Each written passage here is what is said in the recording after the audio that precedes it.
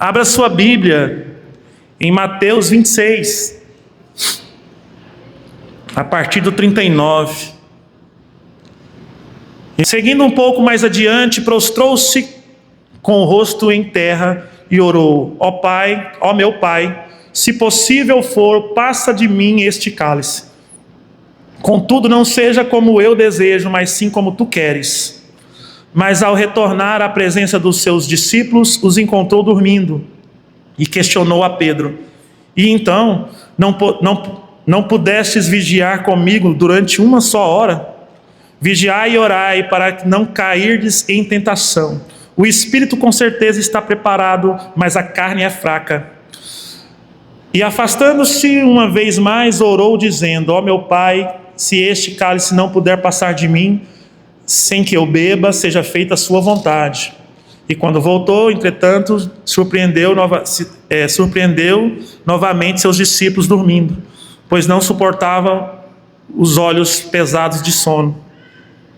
Então retirou-se novamente e foi orar pela terceira vez, proferindo as mesmas palavras. Passado algum tempo, voltou aos discípulos e indagou: Ainda dormes e descansais?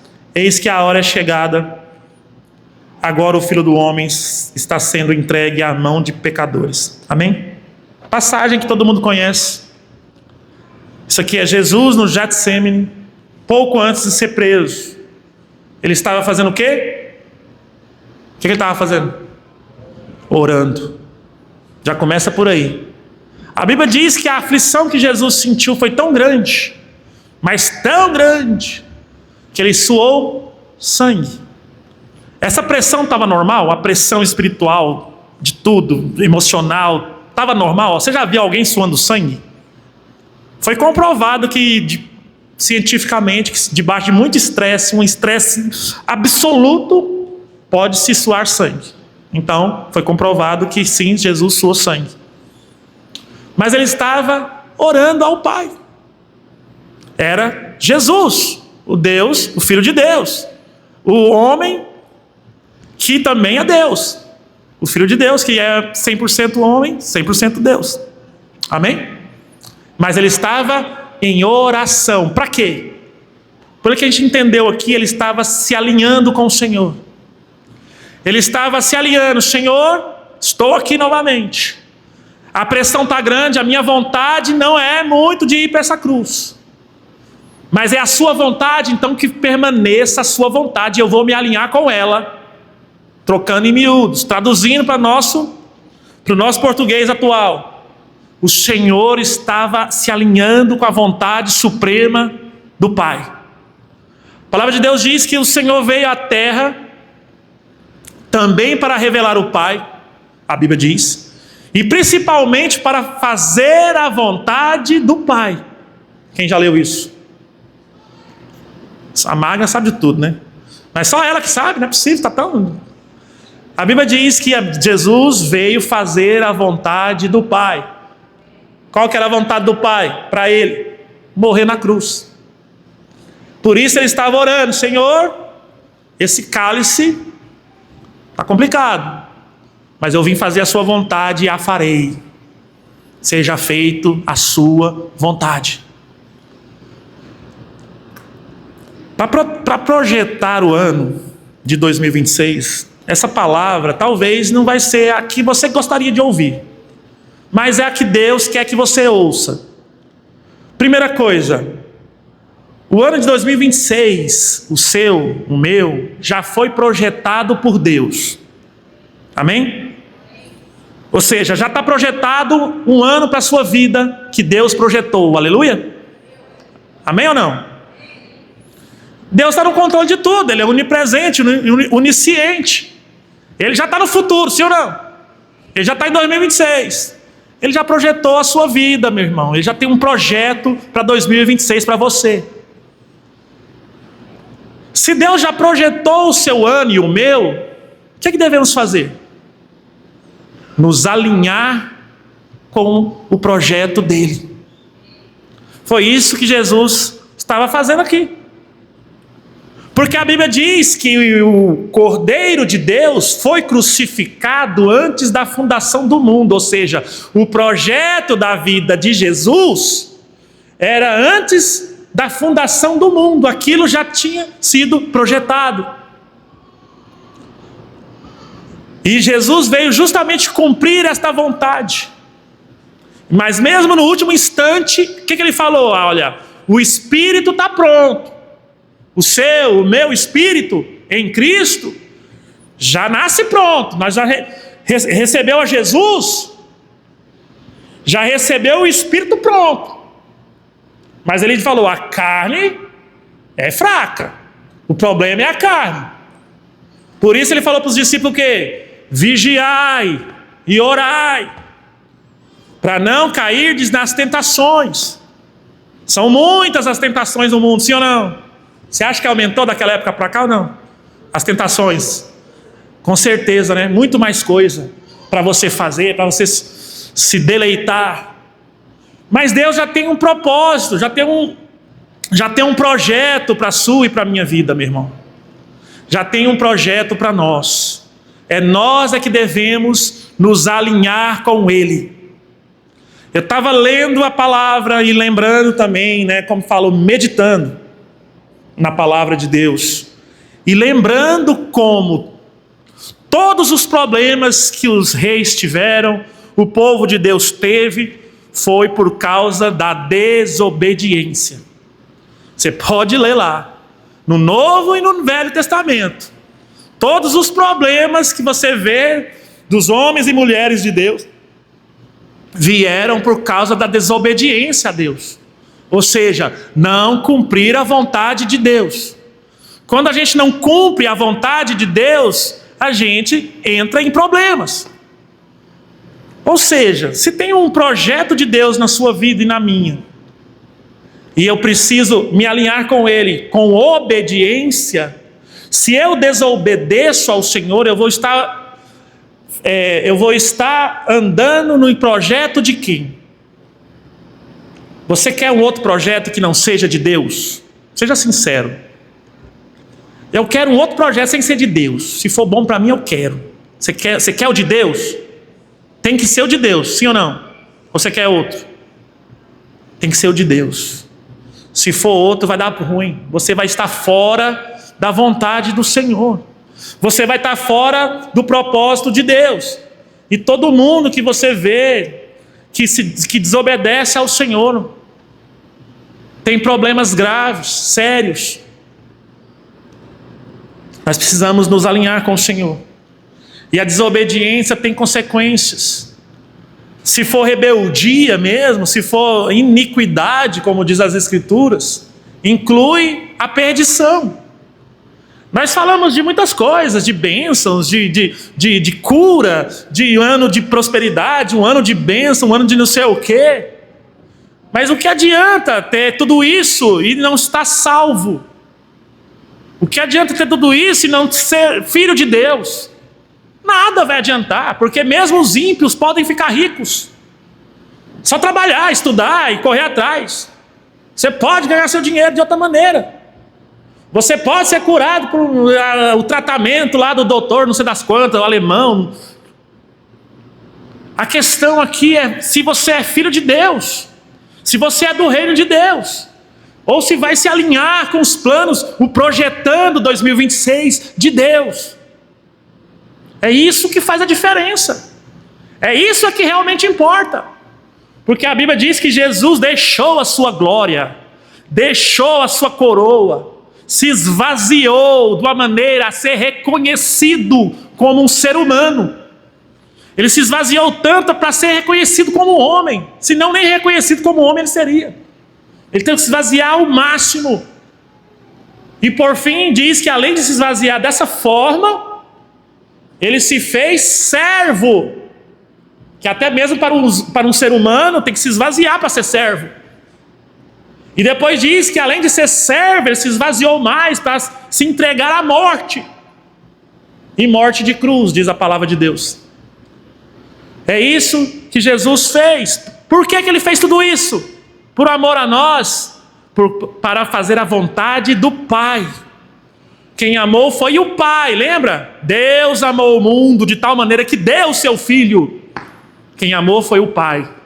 E a vontade do Pai é essa, para Cristo. Manifestar o amor dele dessa forma. É assim que manifestou o amor. E Jesus veio ensinando, olha, eu estou fazendo, não estou aqui para fazer a minha vontade. Eu vim servir vocês. Mas por quê? Porque é a vontade do Pai. Eu vim morrer na cruz por vocês. Por quê? Porque é a vontade do Pai. Eu não faço a minha vontade, eu faço a vontade do Pai. Ensinando a gente a fazer a vontade do Pai. Qual que é a vontade do Pai, Claudemir? Leia a Bíblia, que você vai ver a vontade do Pai. Leia as palavras de Cristo, que você vai ver a vontade do Pai. Se você tem o Espírito Santo fala com você e você sabe a vontade do Pai. Ele te guia, você tem que fazer a vontade do Pai. 2026 tem que ser o ano que você faz a vontade do Pai.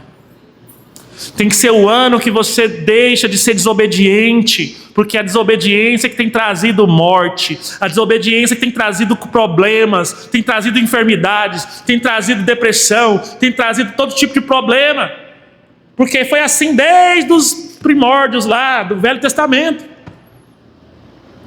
O povo de Deus em obediência ia bem, começou a desobedecer, maldição, cativeiro, prisão, escravidão. Sempre foi assim. É assim até hoje. Mas e Cristo? Eu aceitei Jesus, irmão. Para aceitar Jesus, você tem que obedecer Jesus. Se você não obedece Jesus, você não aceitou Jesus. Por que você fala isso, Claudemir? Porque Jesus falou para os fariseus e os mestres da lei. Falou assim, a minha palavra não tem lugar no coração de vocês. Eu falo, minha palavra não entra em vocês, eu não entro. Como é que Jesus vai entrar no seu coração? A palavra, o Espírito, ele falou, a minha palavra é Espírito e é vida. Se a palavra não entra no meu coração, Jesus é a palavra. Se a palavra não entra em mim, Jesus não entra em mim. Ele é a palavra, ele é o Espírito. Se ele é a palavra e ele é o Espírito, então a palavra tem que entrar. Tem que entrar em mim, tem que fazer diferença na minha vida. Para que eu possa fazer a vontade do Pai, assim como o Filho, ou seja, Jesus fez. É isso que ele falou. É isso que ele tem falado para nós. Não seja religioso, saia da religião. Quebra essa capa religiosa. Eu falo para você, mas falando para mim. Primeira pessoa é eu. Também estou no mesmo barco. Quebra isso para fazer a minha vontade. Fazer a vontade do Pai. A vontade do Altíssimo, a vontade de Cristo. Com isso você vai ser bem sucedido em tudo. Porque a Bíblia diz que aquele que está em Cristo, recebe a herança, é co-herdeiro com Cristo. Cristo é dono de todas as coisas, sim ou não? Sim ou não? Porque às vezes, eu estava orando sobre essa palavra. Na verdade eu não estava orando sobre essa palavra, eu estava orando para que Deus me desse uma palavra. E ele veio com essa aqui. Achou ruim? Reclama com ele, não tem culpa não, hein? Fala com Deus, Senhor, por que você falou isso? Foi ele que trouxe. E ele me fez lembrar o filho pródigo. O filho pródigo. A parábola do filho pródigo. Eu pensei, será que o Senhor quer que eu pregue sobre a parábola do filho pródigo? Não, é só para dar uma explanada. Todo mundo conhece essa parábola. O filho chegou no pai, o que ele falou? Me dá a minha parte. Eu quero o seu recurso. Eu não quero o Senhor. Eu quero o que o Senhor pode me dar. Para quê? Para fazer a minha vontade com o seu recurso. Conhece algum crente assim? Não tem Jesus como Senhor. É só Salvador e recursos do céu. Mas a vontade mesmo, ele faz é a dele. Ele quer a bênção, ele quer dinheiro, ele quer ser curado, ele quer tudo, mas a vontade é a dele. É o filho pródigo. Pai, me dá o que o Senhor tem para mim, a minha parte, e eu vou fazer o que eu quiser, com o seu recurso. Aí a Bíblia diz que ele vai lá com a herança de quem? Do pai. Com o recurso de onde? Do pai. Vai lá para o mundão fazer a sua vontade, longe do Pai. Gasta em seus prazeres, seus prazeres, até acabar. Quando acaba, ele volta, arrependido. Pelo menos arrependeu, né? Quando ele estava lá longe, ele estava fazendo a vontade de quem? Dele, completamente longe do Pai. Mas quando ele volta para a casa do Pai, ele faz a vontade de quem? Na autoridade, debaixo da autoridade do Pai, ele faz a vontade do Pai. A partir do momento que ele volta para casa, que o Pai traz ele de volta para a comunhão da família, coloca já uma sandália nos pés, anel, né, anel de filho, mas a vontade a partir de agora, a direção é a vontade e a direção do Pai. Com isso ele vai ter o quê? Todos os recursos do Pai, porque a Bíblia diz que na hora que ele chegou lá, ele foi restituído, estava todos lascados, zoados, já pegou anel no dedo, sandália nos pés, roupas novas, festa para ele. Fartura. Quando a gente quando a gente faz a vontade do Pai, reconcilia com o Pai e faz a vontade do Pai, meu irmão, não vai te faltar nada. Não tem que ficar preocupado com os recursos, somente os recursos do Pai, para fazer a sua própria vontade. Porque isso vai acabar, isso vai trazer peso, vai trazer problema. Mas é voltar à aliança do Pai, fazer a vontade do Pai, e o Pai vai te sustentar. Tudo que você precisa, você vai ter. Até mais, porque a festa não era uma necessidade. A festa foi o quê? Foi uma comemoração, foi uma alegria da parte do Pai. Fizeram uma festa para ele. Ou seja, até o que você não precisa, mas Deus pode te dar, para que você tenha prazer nele. Mas tem que fazer a vontade do Pai. Por que eu estou falando tudo isso? Eu creio, a revelação. Para que você não venha projetar, não fala só o final do ano, é a sua vida espiritual, a sua vida com Deus. Não seja uma vida que você se aproxima como filho pródigo do Pai, só para pegar a herança dele, só para pegar os recursos, só para querer coisas, para gastar nos deleites deste mundo.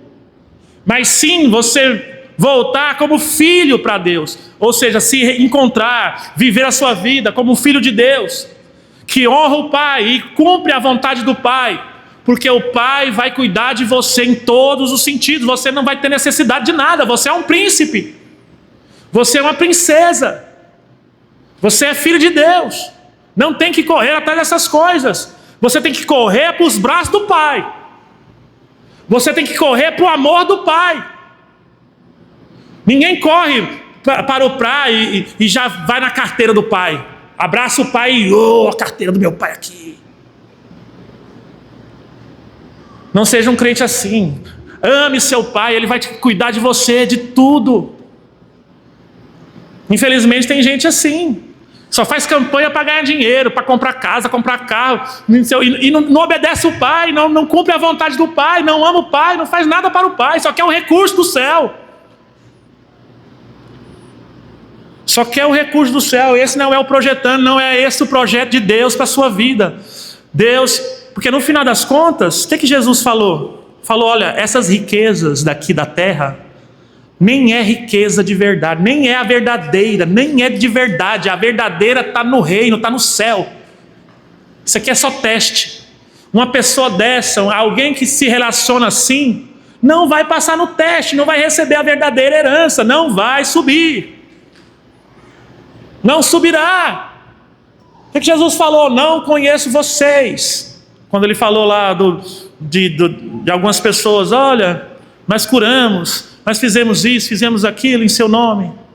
Ele, não conheço, não conheci vocês, não tem intimidade comigo, não são meus filhos, não faz a vontade do Pai. Ele falou, nem todos que dizem Senhor, Senhor, vão herdar o reino, somente aquele que faz a vontade do meu Pai. Tem como colocar aí, Mateus? Eu não sei, eu não lembro qual que é o versículo. Tenta achar aí só por escrever.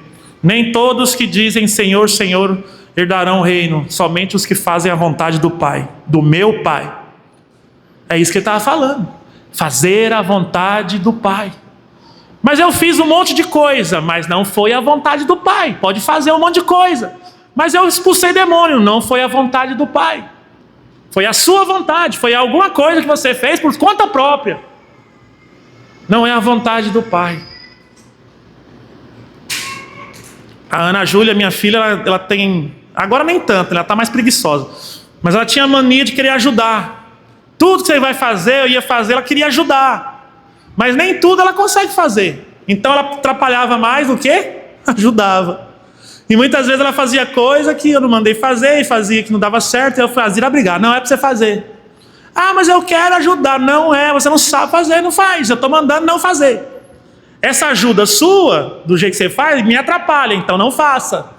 A vontade do Pai era que ela não fizesse. Mas a vontade dela é fazer, porque eu quero agradar meu Pai. Só que está errado, eu falei para não fazer. Então, fazer a vontade do Pai muitas vezes implica também em não fazer coisas que você acha que é a vontade do Pai. A vontade do Pai é a vontade do Pai e pronto. Independente do que seja. Tem gente que confunde essas coisas. Não achou? Achou aí? A produção funciona até aqui, ó. Aleluia. Põe aí, Mateus, só para a gente... Olha lá, ó. Presta atenção. Mateus 7:21. Nem todo aquele que diz a mim, Senhor, Senhor, entrará no reino dos céus, mas somente o que faz a vontade do meu Pai.